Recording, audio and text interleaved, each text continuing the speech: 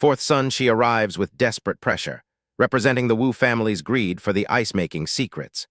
Shi Qingluo, unmoved by threats, mocks his foolishness and warns that the Wu family's promises will lead to his ruin rather than his fortune. Tired of the harassment, Shi Qingluo deploys her secret weapon, Dummy, the fiercely intelligent black goose. The bird strikes with precision, sending fourth son Shi fleeing in humiliation and pain, proving that the Xiao household is not to be trifled with. The next day, emboldened by the Wu family's influence, eldest young Master Wu descends upon the village himself. Confronted at her doorway, Shi Qingluo makes it clear that no amount of pressure will extract the formulas from her, dredging up past grievances to settle the score. Eldest young Master Wu hides his growing malice behind a facade of false negotiation, privately plotting to abduct Shi Qingluo to secure the formulas. He views her as a future asset for his family's dark enterprises, unaware that she is already sensing his foul intentions. As the conflict escalates, Dummy senses the danger and strikes at the intruders. When a servant attempts to draw a knife, Shi Qingluo intervenes with lethal precision, turning the public spotlight onto the Wu family's criminal behavior. Xiao Hanzheng arrives, his presence shattering the young master's confidence. Shielding his wife, he exposes the Wu family's hypocrisy to the gathered villagers. Forced to retreat by the growing local hostility, the young master vows revenge, unaware he is walking into a trap. With the enemy gone, Shi Qingluo reveals a bold strategy to the villagers. She will share the ice-making formula with the public for free. By turning the village's interest against the Wu family's monopoly, she secures the support of her community.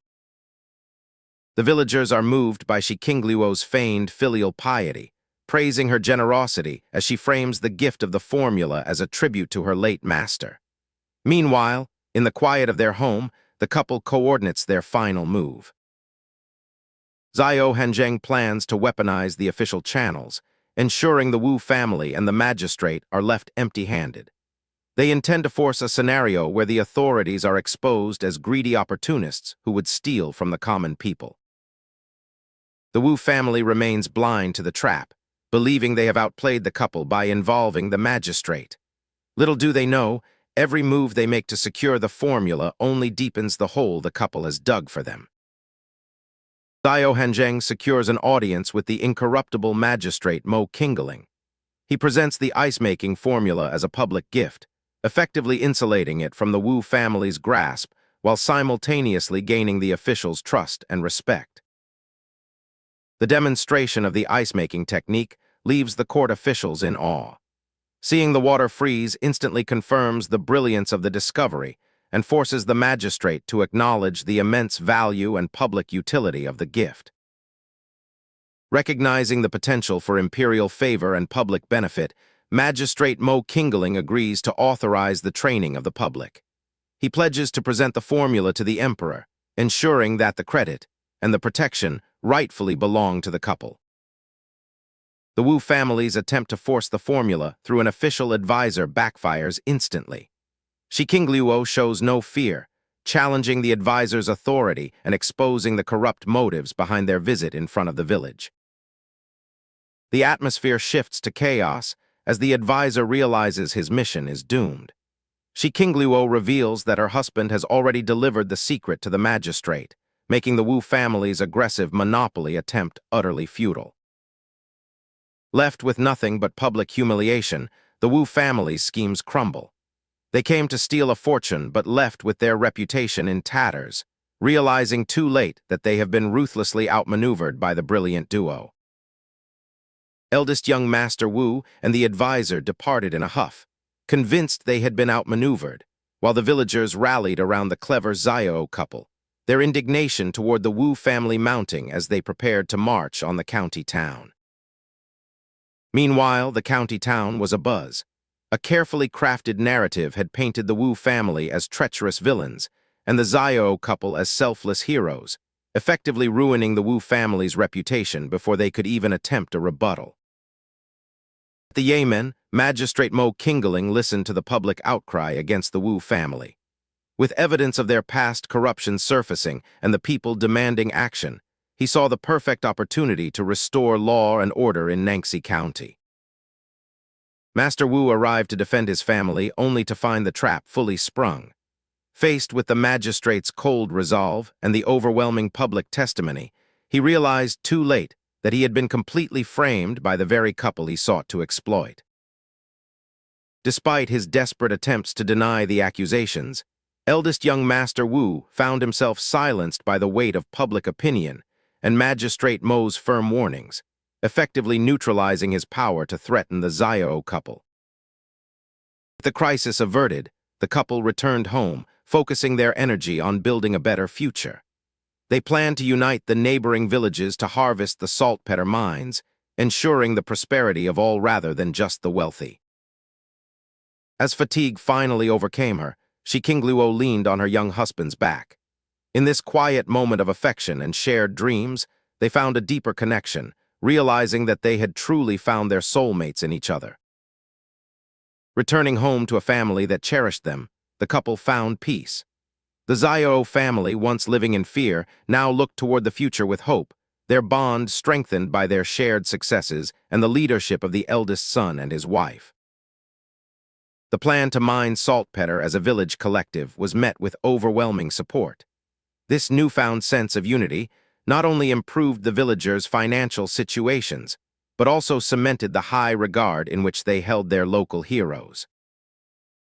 The members of the old Shi family were consumed by greed and bitterness, but they were forced into silence by the fear of being ostracized by the rest of the villagers, leaving them to simmer in their own resentment. Shi Qingluo's industry continued to expand. From teaching the creation of chilled treats to establishing a sugar workshop, she was slowly weaving an economic tapestry that brought prosperity to everyone willing to work for it. As summer intensified, the nuisance of mosquitoes prompted a new idea. Recalling her expertise from a previous life, Shi Qingluo decided to produce natural mosquito incense, finding yet another way to improve lives while boosting their income. She enlisted the help of Xiao Erlang to mobilize the village children in collecting necessary ingredients like eel and fish bones. Empowered by her trust, the young boy eagerly set out to help, feeling a newfound sense of purpose and belonging. In the quiet warmth of the day, their playful banter took a turn toward the future. A surprising, endearing side of Xiao Hanzheng emerged as he spoke of his desire for children, leading to a gentle, heartwarming confession of their deepening affection. The mountain air held a promise of renewal as the couple gathered herbs. Their bond, defined by straightforward honesty and mutual adoration, proved to be their greatest strength, making every task a shared adventure. In the village, the atmosphere was transformed. Children brought home their own earnings for the first time, sparking joy in households that had long struggled with poverty, all thanks to the opportunities provided by the Xiao household. Even in the humblest cottages, hope ignited. Xiao Shui, by selling his catch, managed to provide for his siblings and his ailing father, finding a path out of the despair that had once seemed inescapable. Inspired by his son's resilience and the kindness of the Xiao family, Xiao Mu resolved to reclaim his life. The cycle of misfortune was finally being broken, replaced by the prospect of hard work, dignity, and a brighter, shared future. As the days unfolded, Shi Qingluo, ever the innovator, embarked on a new endeavor, the creation of mosquito incense. Eschewing modern spirals, she crafted simple, stick-like incense, easily burned each night. With Xiao Hanzheng and Mother Xiao by her side, they meticulously sourced wormwood, wild chrysanthemum, and powdered fishbone. Utilizing their newly made, albeit coarse, straw and tree bark paper, the family gathered to fashion the first bundles of their protective incense, unaware that this humble craft would soon draw unexpected support. The next morning brought a profound sense of relief. The incessant buzzing of mosquitoes was gone, and Shi Qingluo and Xiao Hanzheng awoke undisturbed, free from bothersome bites. Buoyed by this success, Shi Qingluo revealed her grander vision, to recruit village women to mass-produce the incense, transforming the existing sugar workshop into a hub of enterprise. Her ambition extended beyond mere sales. She aimed to attract diverse merchants to their village, fostering a bustling economy, and crucially, empowering the women of Nanxi County with independent income and newfound dignity. Xiao Hanzheng, ever his wife's staunchest ally, embraced her ambitious plans, vowing to excel in the imperial examinations to support her burgeoning ventures. A tender, playful moment between them underscored their bond before they joined Xiao Bailey and Xiao Erlang in their morning teiji. Over breakfast, the younger siblings expressed their awe at Shi Qingluo's ingenuity. Seizing the moment, Shi Qingluo entrusted Mother Xiao with the crucial task of overseeing the new mosquito incense production, subtly beginning her mother-in-law's transformation into a more assertive figure. Hesitation clouded Mother Xiao's face as Shi Qingluo proposed she manage the mosquito incense team. Her soft nature made her doubt her capabilities, fearing she might fail her daughter-in-law. Yet Shi Qingluo, with unwavering patience, reassured her, emphasizing the importance of entrusting such responsibility to family. The notion of Xiao Bailey assisting further bolstered Mother Xiao's confidence, and she bravely accepted the challenge, ready to step beyond her comfort zone. Soon after, the resounding clang of Chief Xiao's gong echoed through the village, signaling a general assembly. All villagers, save for those already engaged in trade or errands, gathered, their respect for Shi Qingluo evident, born from the prosperity she had brought. Shi Qingluo, wasting no time, announced her plan to hire women over the age of 12 to make mosquito incense at the sugar mill, offering an unprecedented 100 a month, plus 2 meals daily. The crowd erupted in astonished delight. Such an opportunity for women was unheard of. Excitement rippled through the assembled women, grannies, and young girls, all eager to seize this rare chance. While men inquired about future work, learning of the forthcoming paint workshop, the focus remained on the mosquito incense initiative. Shi Qingluo, having shrewdly observed the villagers over time, began the selection process with Xiao Bailey, sifting through nearly 200 applicants. Her goal was clear: identify the hardworking and reliable, quickly eliminating the lazy or problematic, to staff the summer production of mosquito incense. Amidst the selections, one old lady, whose family had been excluded, boldly challenged Shi Qingluo, asserting her family's diligence. Shi Qingluo, anticipating such an outburst, directly questioned her, hinting at past transgressions. The old lady, feigning ignorance, denied any wrongdoing, yet a flicker of guilt betrayed her. Shi Qingluo, without preamble, laid bare the truth. The old lady's son, a waiter for the rival Wu family, had previously incited her to sow discord against the Xiao family, a betrayal that now barred her from their collective prosperity. The revelation plunged the village into uproar. Villagers, shocked and angered by the old lady's treachery, condemned her family for colluding with outsiders against their own. Accusations of attempting to steal trade secrets for the nefarious Wu family flew freely, igniting collective indignation. The old lady, cornered, vehemently denied the charges, claiming she had merely spoken a few casual words and that her family sought only honest work. Yet her protests rang hollow against the rising tide of suspicion. Unfazed by the old lady's denials, Shi Qingluo produced a letter, signed and hand-printed by old lady Xiao, detailing the very instigation the old lady now denied. Chief Xiao, examining the damning evidence, confronted her directly, leaving no room for quibble. Caught red-handed, the old lady, shocked by old lady Xiao's unexpected betrayal, could only offer a weak, embarrassed admission, downplaying her actions as insignificant. Shi Qingluo was not done. She painted a stark picture of the consequences. If the mosquito incense formula were stolen and sold to the Wu family, the village's collective income would be severed, akin to killing their parents. She challenged the old lady, highlighting the vast disparity between a meager monthly wage and the potential hundreds of taels from a stolen formula. Her words resonated deeply, solidifying the villagers' conviction that the old lady's family was a threat to their shared prosperity, igniting a fervent, protective outcry.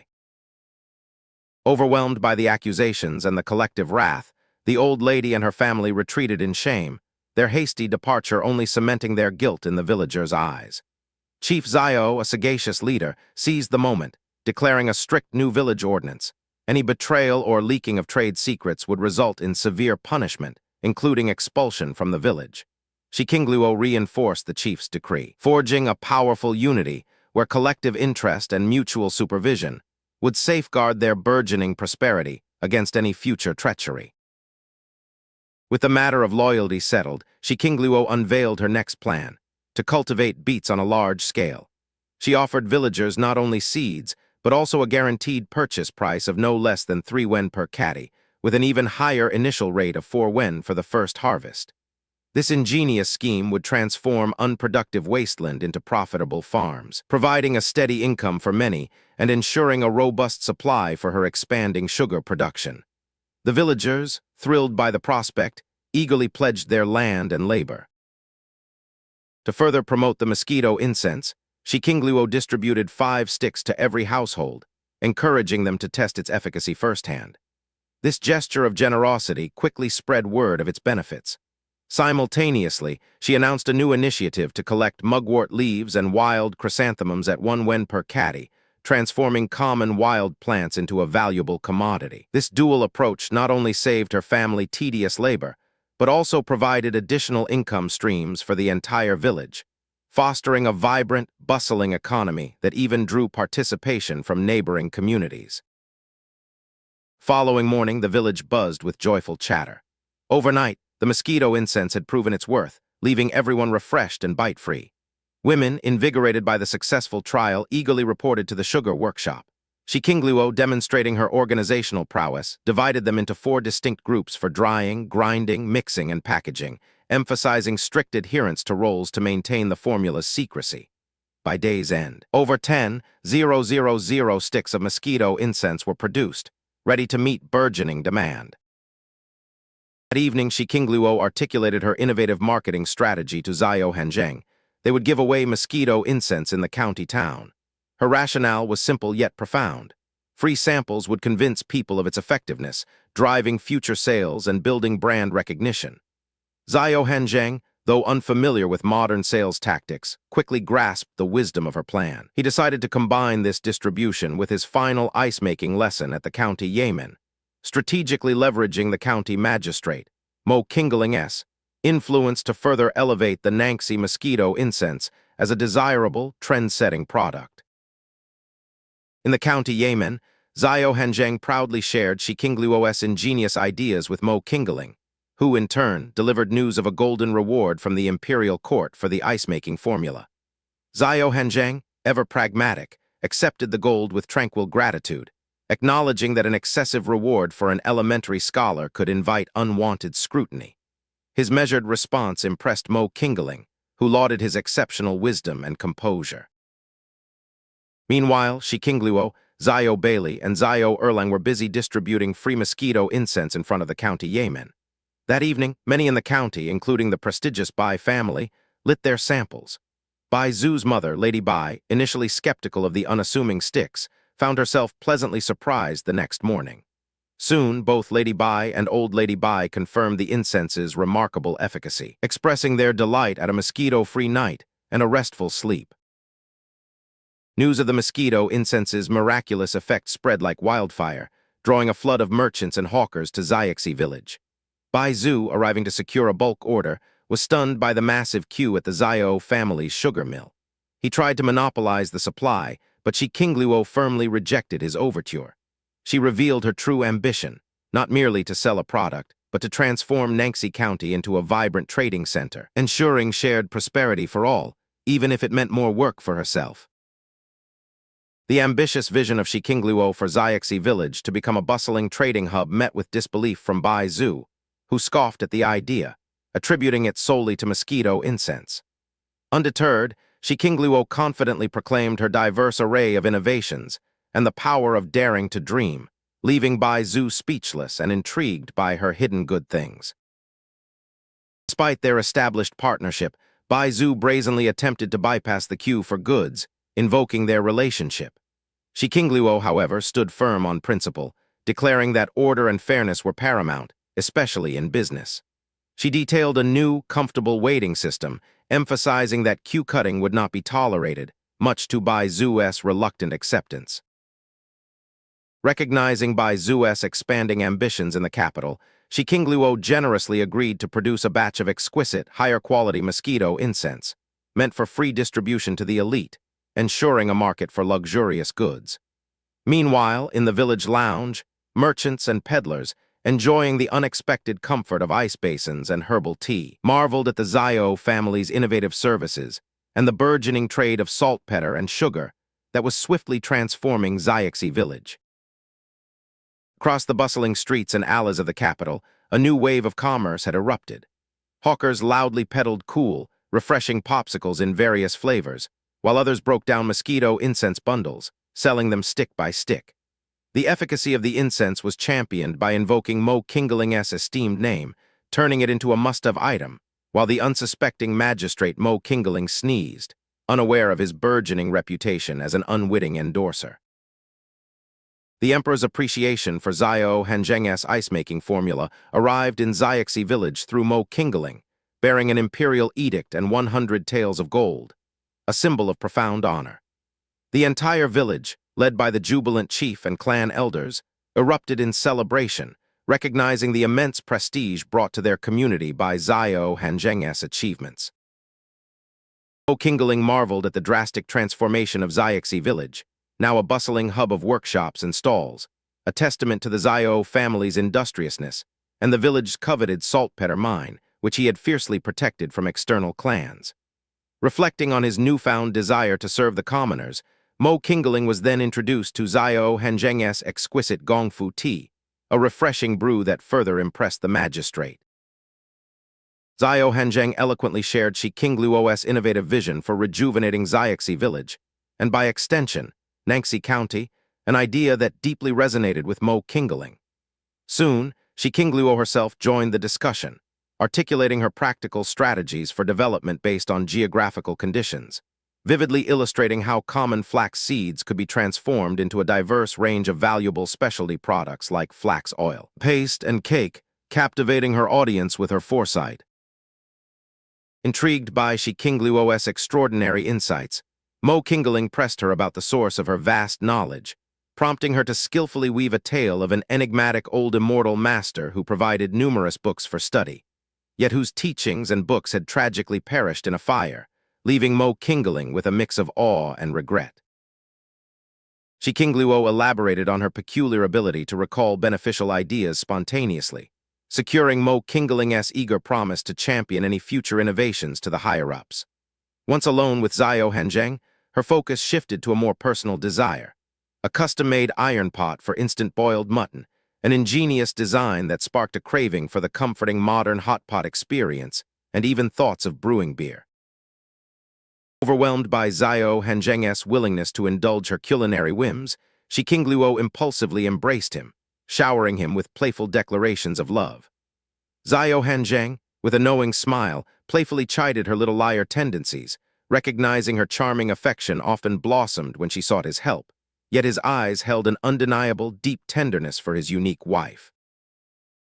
In her room, Shi Qingluo meticulously sketched the innovative design of her cooking pot, explaining its unique chimney-like center and outer ring for cooking to a curious Xiao Hanzheng. With the blueprint in hand and her husband's promise to procure it swiftly, she also reminded him to bring back flax seeds for her upcoming culinary experiments for Magistrate Mo Qingling. In the kitchen, Shi Qingluo, with Xiao Bailey's eager assistance, busily transformed sesame seeds into rich, aromatic sesame sauce and black sesame paste, honing Xiao Bailey's culinary skills. Soon, Xiao Hanzheng returned from the county, not only with the custom-made cooking pot, a testament to his efficiency and the blacksmith's goodwill, but also with an array of fresh meats and vegetables, signaling the imminent arrival of a new culinary experience. On their journey home, Shi Qingluo and Xiao Hanzheng encountered Mo Qingling, who, shedding his official decorum, accepted Xiao Hanzheng's warm invitation to sample the unique instant-boiled mutton dish. Intrigued by the innovative cuisine, Mo Qingling readily joined them, taking a seat in the Xiao family's carriage, his servant boy accompanying him to Xiaoxi village. Upon their arrival, the Xiao family found Bai Zhu sprawled comfortably in their courtyard, deeply engrossed in Xiao Hanzheng's latest manuscript, a testament to the novel's skyrocketing popularity. Bai Zhu, startled by Mo Qingling's unexpected presence, quickly regained his composure and enthusiastically championed Xiao Hanzheng's immortal cultivation novel, highlighting its widespread success across the county and even the capital, much to Mo Qingling's genuine surprise and piqued interest. Under the tranquil shade of the large tree, Mo Qingling and Xiao Hanzheng engaged in a captivating game of Go, their strategic prowess leaving Bai Zhu feeling utterly outclassed as he observed from the sidelines. When Shi Qingluo confidently challenged Bai Zhu, His initial arrogance quickly crumbled as he was spectacularly defeated, leaving him to question his own abilities while Mo Qingling watched, increasingly impressed by Shi Qingluo's unexpected skill. Following her decisive victory over Bai Zhu, Shi Qingluo engaged in a fiercely contested game of Go with Mo Qingling. The match was a grueling intellectual battle, revealing Shi Qingluo's magnanimous spirit and profound strategic depth, ultimately concluding in a hard-fought draw that significantly elevated Mo Qingling's admiration for her, recognizing her as an exceptional opponent. As dusk approached, Shi Qingluo retreated to the kitchen, orchestrating the preparation of an elaborate hot pot feast, complete with a fragrant chicken soup base and an array of homemade dipping sauces, flax, bean curd, and miso, with Mother Xiao and Xiao Bailey diligently assisting. In the dining area, now cooled by an ice basin, Mo Qingling, Xiao Hanzheng, and Bai Zhu awaited, the tantalizing aromas filling the air, beckoning them to an unprecedented culinary experience. Gathered around the novel charcoal-heated pot, Mo Qingling, Xiao Hanzheng, and Bai Zhu embarked on an unforgettable culinary journey, savoring thin slices of mutton, pork, and chicken, accompanied by fresh vegetables and an array of exquisite dipping sauces. The unique flavors and communal dining experience, enhanced by iced sour plum juice, completely captivated them, with Mo Qingling and Bai Zhu particularly lauding Shi Qingluo's ingenious creations and acknowledging her remarkable talent.